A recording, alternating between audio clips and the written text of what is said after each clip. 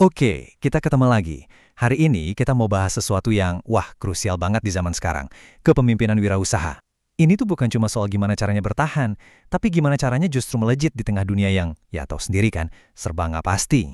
Coba deh bayangin, gimana caranya kita bisa mimpin tim dengan benar kalau masa depan aja nggak bisa ditebak? Pasar naik turun, teknologi baru muncul terus. Gimana caranya kita bawa tim kita jadi juara? Nah, ini dia nih pertanyaan gedenya yang bakal kita kupas tuntas. Ini dia agenda kita ya. Pertama, apa sih itu kepemimpinan wirausaha? Terus, kemampuan intinya apa aja, sama ciri-cirinya gimana? Nanti kita bandingin juga sama gaya kepemimpinan lain.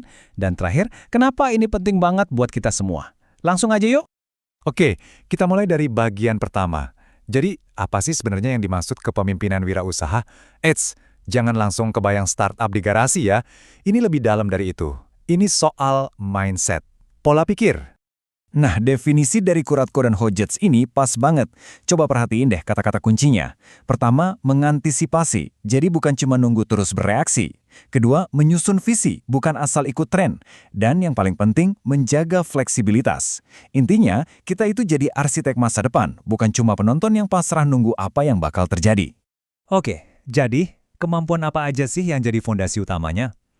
Ada 3 pilar utama nih yang jadi dasar dari gaya kepemimpinan ini.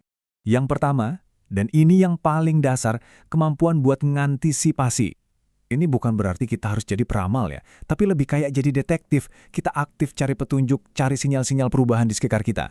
Jadi pas orang lain lihat ketidakpastian itu sebagai kabut yang serem, pemimpin kayak gini justru ngelihatnya sebagai, ladang emas, ladang peluang. Yang kedua, mereka itu visioner. Mereka jago banget ngelukis gambaran masa depan. Saking jelasnya, saking hidupnya, semua orang di tim jadi bisa ikutan ngelihat. Jadi visi ini bukan cuma pajangan motivasi di dinding, tapi bener-bener jadi GPS buat tim. Peta yang nunjukin kita mau kemana. Dan yang ketiga, berpikir strategis. Nah, ini jebatannya. Percuma kan punya visi keren kalau nggak tahu cara kesananya? Kemampuan ini yang nyambungin antara antisipasi sama visi tadi.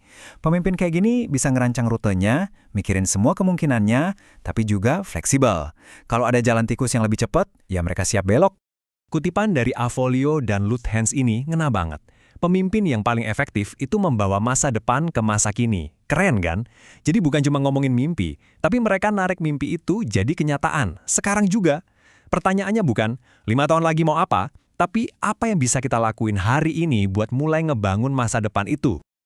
Oke, tadi kita udah bahas mindsetnya ya. Sekarang, gimana sih wujudnya dalam tindakan sehari-hari? Ciri-ciri apa yang kelihatan dari seorang pemimpin wirausaha? Yuk kita bedah. Menurut Gupta, ada 3 pendorong utamanya. Pertama, mereka itu doyan ambil resiko. Tapi bukan resiko ngawur ya, ini resiko yang udah diperhitungkan. Calculated risk. Kedua, mereka ngelihat perubahan dan inovasi itu sebagai senjata, bukan sebagai ancaman.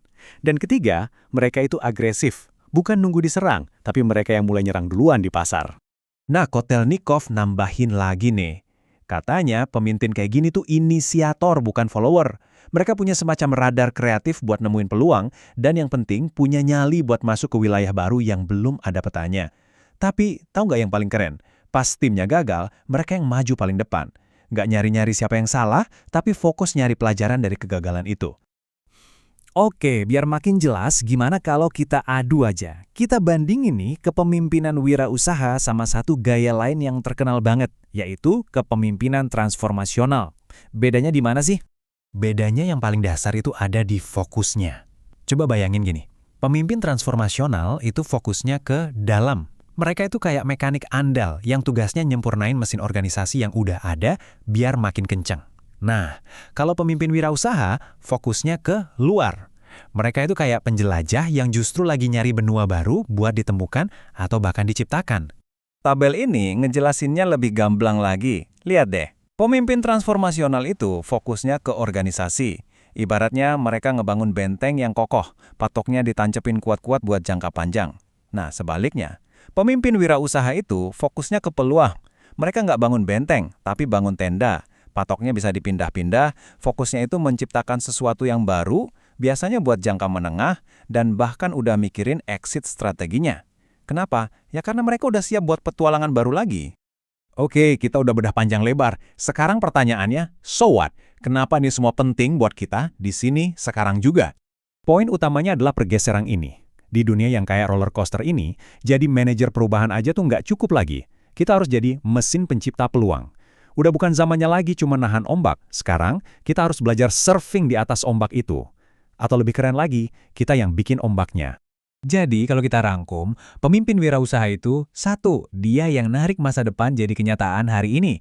2. Dia bangun tim yang nggak takut sama resiko, malah jadi temannya.